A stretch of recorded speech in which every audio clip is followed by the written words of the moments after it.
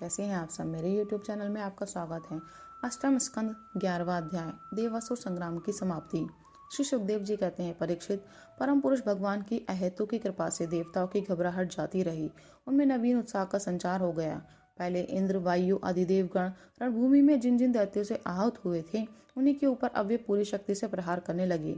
परम ऐश्वर्यशाली इंद्र ने बलि से लड़ते लड़ते जब उन पर क्रोध करके वज्र उठाया, तब सारी प्रजा में हाहाकार मच गया। बलि अस्त्र शस्त्र से सुसज्जित होकर बड़े उत्साह से युद्ध भूमि में बड़ी निर्भयता से डटकर विचर रहे थे।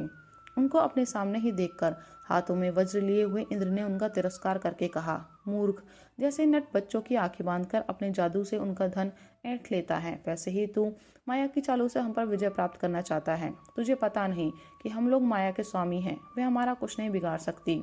जो मूर्ख माया के द्वारा स्वर्ग पर अधिकार करना चाहते हैं और उसको लांघकर ऊपर के लोकों में भी धाक जमाना चाहते हैं, उन लुटेरों मूर्खों को मैं उनके पहले स्थान से भी नीचे पटक देता हूँ। ना समझ, तूने माया की बड़ी बड़ी चालें चली हैं। देख, आज मैं अपने 100 धार वाले वज्र से तेरा सिर धड़ से अलग किए देता हूँ। तू अपने भाई बंधु के साथ जो कुछ कर सकता हो करके देख ले। बलि ने कहा, इंद्र, जो लोग काल शक्ति की प्रेरणा से अपने कर्म के अनुसार युद्ध करते हैं, उन्हें जीत या हार, यश या अपयश अथवा मृत्यु मिलती ही है। इसी से ज्ञानी जन इस जगत को काल के अधीन समझकर ना तो विजय होने पर हर्ष से फूल उठते हैं और ना तो अपकीर्ति, हार अथवा मृत्यु के शोक के ही वशीभूत होते हैं।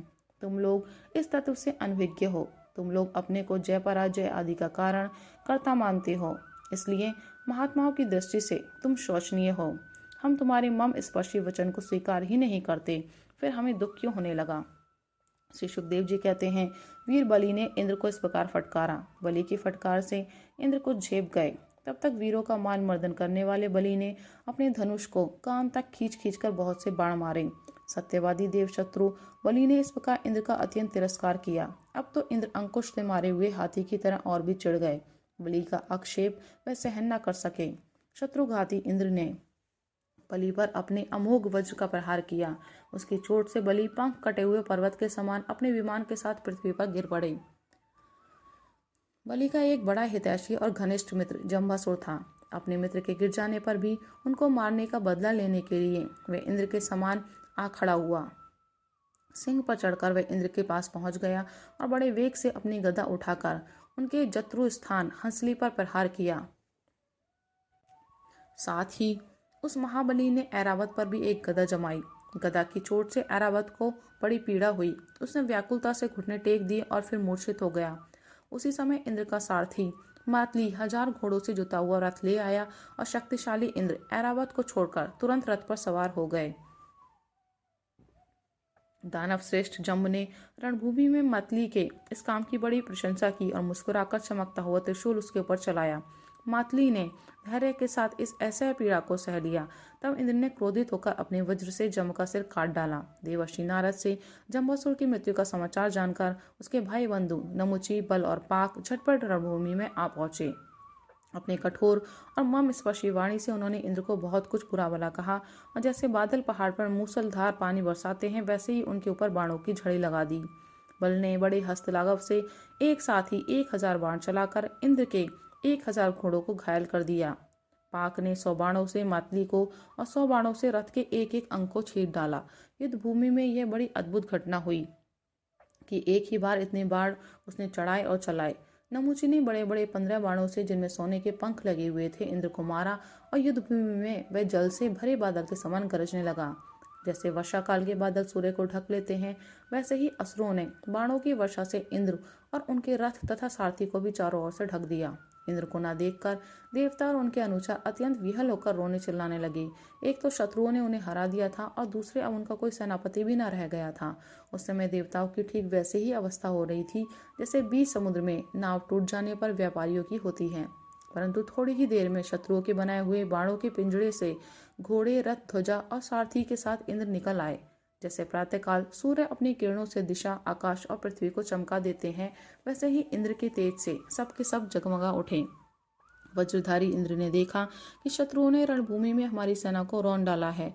तब उन्होंने क्रोध से शत्रु को मार डालने के लिए वज्र से आक्रमण किया। परीक्षित उस 8 धार वाले पैने वज्र से उन दैत्यों के भाई बंधुओं को भी भयभीत करते हुए उन्होंने बल और पाक के सिर काट डालिए।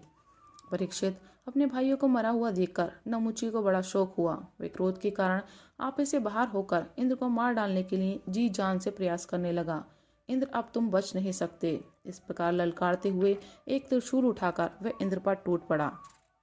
वह त्रिशूल फौलाद का बना हुआ था, सोने के आभूषणों से विभूषित था और उसमें घंटे लगे हुए थे।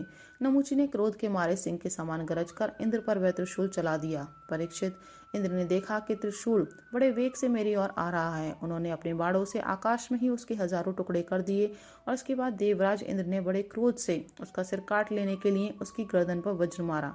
यद्यपि इंद्र ने बड़े वेग से वह वज्र चलाया था, परंतु उस यशस्वी वज्र से उसके चमड़े पर खरोच तक नहीं आई। यह बड़ी आश्चर्यजनक घटना हुई कि जिस वज्र ने महाबली वृत्तासुर का शरीर टुकड़े टुकड़े कर डाला था, नमुची के गले की त्वचा ने उसका तिरस्कार कर दिया। जब वह नमुची का कुछ न बिगाड़ सका, तब इंद्र उससे डर गए। वे सोचने लगे कि दैव योग से संसार भर को संशय में डालने वाली एक ऐसी घटना हो गई। पहले युग में जब ये पर्वत पांखों से उड़ते थे और घूमते फिरते भार के कारण पृथ्वी पर गिर पड़ते थे, तब प्रजा का विनाश होते देखकर इसी वज्र से मैंने उन पहाड़ों की पांखें काट डाली थी। त्वष्टा की तपस्या का सार ही वृत्तासुर के रूप में प्रकट हुआ था, उसे भी मैंने इसी वज्र के द्वारा काट डाला था। और भी अनेकों दैत्य जो बहुत बलवान थे और किसी अस्त्र शस्त्र से जिनके चमड़े को भी चोट नहीं पहुंचाई जा सकती थी, इसी वजह से मैंने मृत्यु के घाट उतार दिए थे। वही मेरा वज्र मेरे प्रहार करने पर भी इस तुच्छ असुर को न मार सका, अतः अब मैं इसे अंगीकार नहीं कर सकता। यह भ्रम तेज से बना है तो क्या हुआ, अब तो निकम्मा हो चुका है। इस प्रकार इंद्र विषाद करने लगे। उसी समय आकाशवाणी हुई, यह दानव ना तो सूखी वस्तु से मर सकता है और न गीली से। इसे मैं वर दे चुका हूँ कि सूखी या गीली वस्तु से तुम्हारी मृत्यु न होगी। इसलिए इंद्र, इस शत्रु को मारने के लिए अब तुम कोई दूसरा उपाय सोचो। उस आकाशवाणी को सुनकर देवराज इंद्र बड़ी एकाग्रता से विचार करने लगे। सोचते सोचते उन्हें सूझ गया कि समुद्र का फैन तो सूखा भी है और गीला भी, इसलिए ना उसे सूखा कह सकते हैं और न गीला। अतः इंद्र ने उस न सूखी और न गीले समुद्र फैन से नमुची का सिर काट डाला। उस समय बड़े बड़े ऋषि मुनि भगवान इंद्र पर पुष्पों की वर्षा और उनकी स्तुति करने लगे। गंधर्व शिरोमणि विश्वावसु तथा परावसु गान करने लगे। देवताओं की दुंदुभियां बजने लगी और नर्तकियां आनंद से नाचने लगी। इस प्रकार वायु, अग्नि, वरुण आदि दूसरे देवताओं ने भी अपने अस्त्र शस्त्रों से विपक्षियों को वैसे ही मार गिराया जैसे सिंह हरणियों को मार डालते हैं। परीक्षित, इधर ब्रह्मा जी ने देखा कि दानवों का तो सर्वथा नाश हुआ जा रहा है। तब उन्होंने देवर्षि नारद को देवताओं के पास भेजा और नारद जी ने वहां जाकर देवताओं को लड़ने से रोक दिया। नारद जी ने कहा, देवताओं, भगवान की भुजाओं की छत्र छाया में रहकर आप लोगों ने अमृत प्राप्त कर लिया है और लक्ष्मी जी ने भी अपनी कृपा कोष से आपकी अभिवृद्धि की है, इसलिए आप लोग अब लड़ाई बंद कर दें। श्री सुखदेव जी कहते हैं, देवताओं ने देवर्षि नारद की बात मानकर अपने क्रोध के वेग को शांत कर लिया और फिर वे सब के सब अपने लोक स्वर्गलोक को चले गए। उस समय देवताओं के अनुचर उनके यश का गान कर रहे थे। युद्ध में बचे हुए दैत्यों ने देवर्षि नारद की सम्मति से वज्र की चोट से मरे हुए बलि को लेकर अस्ताचल की यात्रा की। वहां शुक्राचार्य ने अपनी संजीवनी विद्या से उन असुरों को जीवित कर दिया जिनके गर्दन आदि अंग कटे नहीं थे, बच रहे थे। शुक्राचार्य के स्पर्श करते ही बलि की इंद्रियों में चेतना और मन में स्मरण शक्ति आ गई।